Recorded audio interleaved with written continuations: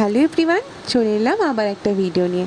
Office যাওয়ার আগে দেখলাম এই ছোট ছোট সাদা প্রজাপতিগুলো ঘাসের মধ্যে খেলা করছে। কি যে ভালো লাগে এগুলোকে দেখতে, কিন্তু এখন সেরকম দেখা যায় না।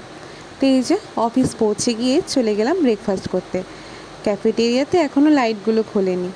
আর সকালে টিফিনে ছিল খিচুড়ি আর আলু ভাজা। দুপুরে আর লাঞ্চ নিয়ে যায়নি।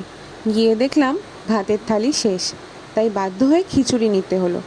এই থালিটার দাম নিয়েছে 75 রুপিস।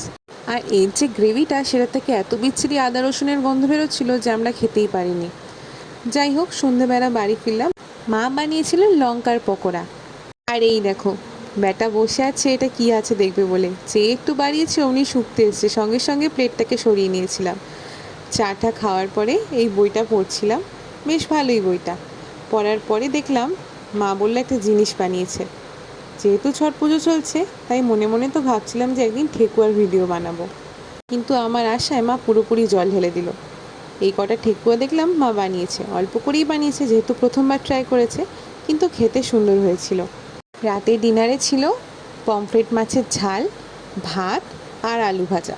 আর শেষ পাতে ছিল টমেটো, আমসত্ত্ব আর খেজুর দিয়ে চাটনি। এই ছিল আজকের দিন। তাহলে আসি, আবার আসবো একটা নতুন ভিডিও নিয়ে। টাটা।